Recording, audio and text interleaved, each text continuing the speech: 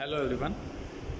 हम BA second year का library science का जो सेकेंड पेपर है इंफॉर्मेशन टेक्नोलॉजी बेसिक्स, उसमें कंप्यूटर को पढ़ रहे थे। तो कंप्यूटर की पीढ़ियाँ पढ़ी थी। पीढ़ियों के बाद में कंप्यूटर की संरचना देखी थी। संरचना के बाद में इनपुट आउटपुट और मेमोरीज़ के बारे में बात की थी हमने। अब बात करते हैं हम कंप्यूटर के हार्डवेयर एवं सॉफ्टवेयर के बारे में। तो कंप्यूटर हार्डवेयर और सॉफ्टवेयर। हार्डवेयर किसी भी कंप्यूटर के जो भौतिक इकाइयाँ हैं जो फिज़िकली रूप से हमें दिखते हैं और जिनको हम स्पर्श कर सकते हैं, वो सभी इकाइयाँ हार्डवेयर कहलाती हैं। जैसे monitor, keyboard, mouse, printer, joystick, जो बारकोड को जो स्कैन करने वाला स्कैनर होता है वो। तो ये सब चीज़ें हार्डवेयर के रूप में कहलाती है और इन इलेक्ट्रॉनिक इनमें यूजेस होते हैं। ये सभी इलेक्ट्रॉनिक डिवाइसेस होते हैं। दूसरा होता है सॉफ्टवेयर। हाँ, पहले मैं आपको ये बता दूं कि हम इन चीज़ों को डिटेल में बाद में वापस पढ़ेंगे एक एक बार। कंप्यूटर की एक एक जो भी हमने अब तक देखा है, तो अभी हम ब्रीफ में देख रहे हैं। उसके बाद में हम एक एक डिवाइसेस को अलग अलग से पढ़ेंगे और उसके ऊपर चर्चा करेंगे। तो दूसरा है सॉफ्टवेयर। तो सॉफ्टवेयर कंप्यूटर के जो अंदर जो प्रोग्रामिंग होती है या जो ऑपरेटिंग होती है या यूज़र्स और कंप्यूटर के बीच में कम्युनिकेशन होता है, उन सब में और रिजल्ट्स प्राप्त करने में कंप्यूटर में सॉफ्टवेयर होते हैं। सॉफ्टवेयर का यूजेस होता है। बेसिकली सॉफ्टवेयर होते हैं जो अनुदेश या निर्देश होते हैं, उनको प्राप्त करके उनके रिज़ल्ट या आउटपुट हमें प्रदान करते हैं। सॉफ्टवेयर और हार्डवेयर दोनों मिलकर पूरा कंप्यूटर का सिस्टम बनता है। अब बेसिकली जो कंप्यूटर के जो सॉफ्टवेयर हैं वो दो प्रकार के होते हैं, एप्लीकेशन सॉफ्टवेयर एवं सिस्टम सॉफ्टवेयर। जो एप्लीकेशन सॉफ्टवेयर होता है, जो यूज़र्स होते हैं, यूज़र्स के टास्क को पूरा करने के लिए और पर्टिकुलर उद्देश्य की प्राप्ति के लिए एप्लीकेशन सॉफ्टवेयर का यूज़ किया जाता है। जैसे जितने भी ऐप्स होते हैं या फिर जो सॉफ्टवेयर होते हैं, जैसे अपने लाइब्रेरी साइंस में बात करें तो CDS, IS हमने फर्स्ट ईयर में पढ़ा था। नहीं, फर्स्ट ईयर में नहीं, सेकेंड ईयर में है वो। इसके अलावा जो सोल है, सॉफ्टवेयर फॉर यूनिवर्सिटी लाइब्रेरी, और लिप्सिस है, या पुस्तकालय के संचालन के लिए जो सॉफ्टवेयर हैं या किसी भी यूटिलाइजेशन के लिए सॉफ्टवेयर हैं, तो वो सभी सॉफ्टवेयर अपने एप्लीकेशन सॉफ्टवेयर कहलाते हैं, जो कि किसी भी सिस्टम सॉफ्टवेयर में एप्लीकेबल होते हैं। एप्लीकेशन सॉफ्टवेयर सिस्टम सॉफ्टवेयर और कंप्यूटर हार्डवेयर के बीच में मध्यस्थ का काम करते हैं, और जो अपनी टास्क है, पर्टिकुलर किसी उद्देश्य को हम लेके चलते हैं, उस उद्देश्य को ध्यान में रखकर उनको बनाया जाता है। दूसरे होते हैं सिस्टम सॉफ्टवेयर। सिस्टम सॉफ्टवेयर भी जो एप्लीकेशन, जो हमने कंप्यूटर को टास्क देनी है, उस टास्क को कंप्यूटर से जोड़कर, हार्डवेयर से जोड़कर उसका रिजल्ट्स या आउटपुट अपने को प्राप्त होता है। सिस्टम सॉफ्टवेयर कंप्यूटर में इनबिल्ट होता है। एप्लीकेशन तो हम जो भी अपनी जो आवश्यकता की जो कोई ऐप्स हैं या कोई भी सॉफ्टवेयर है, वो हम उसमें इंस्टॉल करते हैं, और जो सिस्टम सॉफ्टवेयर होता है वो कंप्यूटर में ऑलरेडी पहले से अपलोडेड और इंस्टॉलेटेड आता है। तो सिस्टम सॉफ्टवेयर कंप्यूटर का जो हमारे जो टास्क है यानी एप्लीकेशंस हैं, उनका रिज़ल्ट प्राप्त करने में सामंजस्य स्थापित करता है। इसमें बेसिकली जो हम जो यूज़र्स जिस लैंग्वेज का हम यूज़ करते हैं, उस लैंग्वेज को मशीन में ट्रांसलेट करने का काम, उनको इंटरप्रेट करने का काम, और उसके संबंधी जितनी भी जो बातें होती है, वो सब सिस्टम सॉफ्टवेयर के द्वारा की जाती है। अगर इसके एग्जांपल देखें तो जैसे कंपाइलर है, इंटरप्रेटर है, असेंबलर है, लिंकर है, राउटर है, तो ये सभी जो सॉफ्टवेयर हैं, ये सभी अपनी जो क्वेरीज़ होती है, जो हम एप्लीकेशन में जो तरह तरह की जो क्वेरीज़ भेजते हैं, हम की को एंटर करके अपना जो क्वेश्चन कंप्यूटर से करते हैं, उनको उस पर्टिकुलर टास्क के साथ में जुड़कर अपने को आउटपुट प्रदान करता है।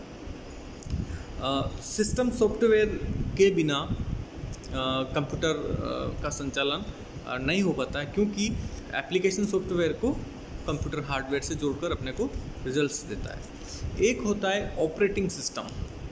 ऑपरेटिंग सिस्टम विभिन्न प्रकार के होते हैं, जैसे विंडोज़ है, डोस है, मैकोस है, और भी होते हैं, डिस्क ऑपरेटिंग सिस्टम है। तो ऑपरेटिंग सिस्टम जो हम अपनी टास्क है उस टास्क को संचालन करने के लिए ऑपरेटिंग सिस्टम का यूज़ किया जाता है।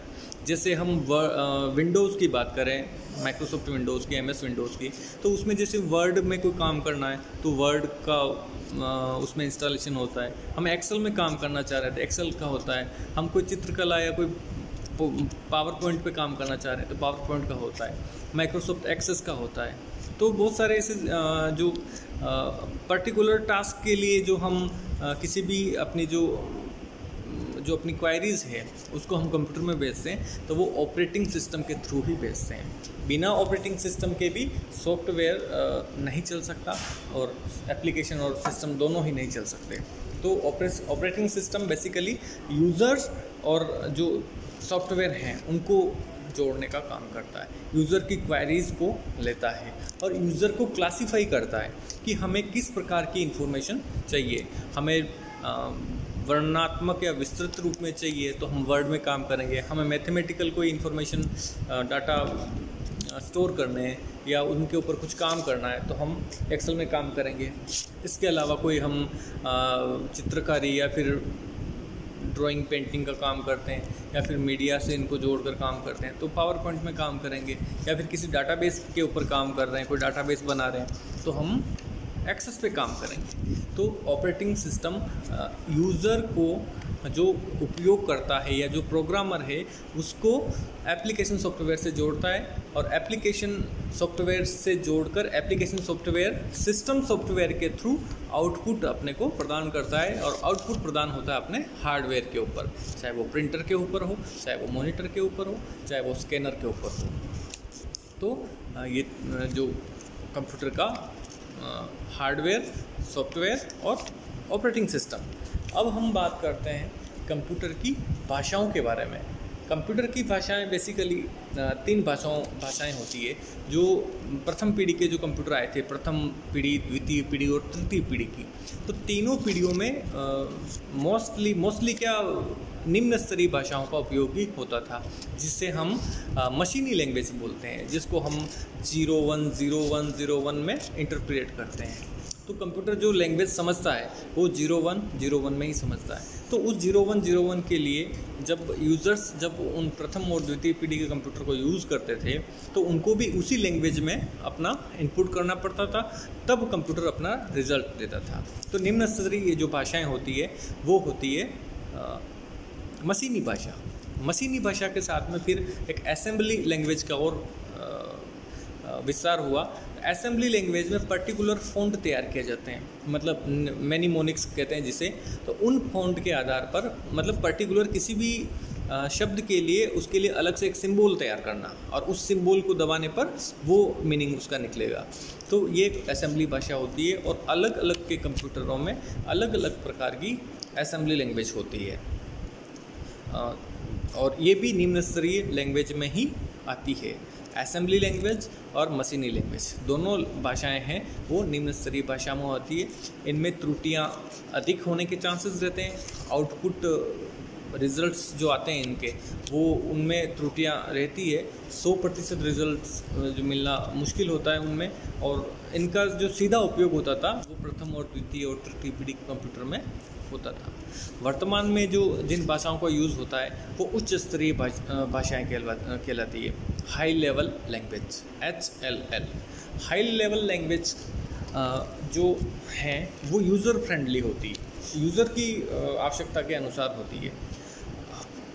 अल्टीमेटली कंप्यूटर मशीन लैंग्वेज में ही लेता है, लेकिन जो यूज़र फ्रेंडली लैंग्वेजेस होती है जैसे पास्कल है, फोर्ट्रॉन है, कोबोल है, बेसिक हैं, तो ये सब पर्टिकुलर किसी न किसी उद्देश्य के लिए बनाई गई भाषा हैं। इन भाषाओं के थ्रू हम अपनी क्वायरीज़ कंप्यूटर में इंटरप्रेट करते हैं और अपनी जो इंटर करने के बाद में उसका रिज़ल्ट कंप्यूटर उसको मशीन लैंग्वेज में लेकर फिर उसका रिज़ल्ट अपने को वापस उच्च स्तरीय लैंग्वेज में देता है। तो उच्च स्तरीय भाषाएं कंप्यूटर से काफ़ी दूर हो जाती है लेकिन यूज़र के करीब हो जाती है, और जो निम्न स्तरीय भाषाएं होती है वो कंप्यूटर के काफ़ी पास हो जाती है लेकिन यूज़र से बहुत दूर हो जाती है। यानी यूज़र के लिए वो मुश्किल होती है लेकिन कंप्यूटर के लिए वो सिंपल होती है। कौन सी? मशीनी लैंग्वेज या असेंबली लैंग्वेज। और जो उच्च स्तरीय भाषाएँ होती है, उच्च स्तरीय भाषाएँ यूज़र के लिए फ्रेंडली हो जाती है और कंप्यूटर के लिए उनको वापस मशीनी लैंग्वेज में ट्रांसलेट करना पड़ता है। अब उन भाषाओं, जो उच्च स्तरीय भाषाएं होती है, इनको ट्रांसफ़र करने के लिए विभिन्न, जैसे कंपाइलर होता है। कंपाइलर ऐसा उपकरण होता है कंप्यूटर में जो कंप्यूटर की, जो हम उच्च स्तरीय भाषा में जो डाटा इंटरप्रेट करते हैं, उन डाटा को मशीनी लैंग्वेज में, पूरे के पूरे प्रोग्राम को मशीनी लैंग्वेज में ट्रांसफ़र करता है। और मशीनी लैंग्वेज में ट्रांसफ़र करने के बाद कंप्यूटर उसको समझ के उसका आउटपुट देता है, वो वापस उच्च स्तरीय भाषा में कंपाइलर के थ्रू ही देता है। इसके अलावा एक इंटरप्रेटर होता है। इंटरप्रेटर, जैसे कंपाइलर तो पूरे के पूरे प्रोग्राम को ही मशीनी लैंग्वेज में चेंज करता है, जबकि इंटरप्रेटर होता है वो एक एक लाइन को, किसी भी प्रोग्राम की, किसी भी फंक्शन की एक एक लाइन को इंटरप्रेट करता है, उसको मशीनी लैंग्वेज में ट्रांसफर करता है। तो कंपाइलर की स्पीड थोड़ी इंटरप्रेटर से ज़्यादा होती है। और असेंबलर होता है एक और। असेंबलर, जो असेंबली लैंग्वेजेस होती है, उनको निम्न स्तरीय भाषाओं या फिर जो मशीनी लैंग्वेजेस हैं, मशीनी भाषाएं हैं कंप्यूटर की, उसमें ट्रांसफ़र करता है। अल्टीमेटली जो कंप्यूटर होता है, कंप्यूटर मशीन लैंग्वेज में ही इंस्ट्रक्शन को प्राप्त करता है, लेकिन मशीन लैंग्वेज से पहले यूज़र फ्रेंडली बनने के लिए, यूज़र की आवश्यकता के अनुसार उसको इंटरप्रेट करने के लिए उच्च स्तरीय भाषाओं का विकास हुआ था। इस प्रकार ये तीनों कंप्यूटर की भाषाएं हैं। बेसिक्स, पास्कल, कोबोल, फोटोन, सी लैंग्वेज, C++, और वर्तमान में पाइथन, पैरल और भी बहुत सारी जो लैंग्वेजेस हैं वो उच्च स्तरीय भाषाएं हैं। और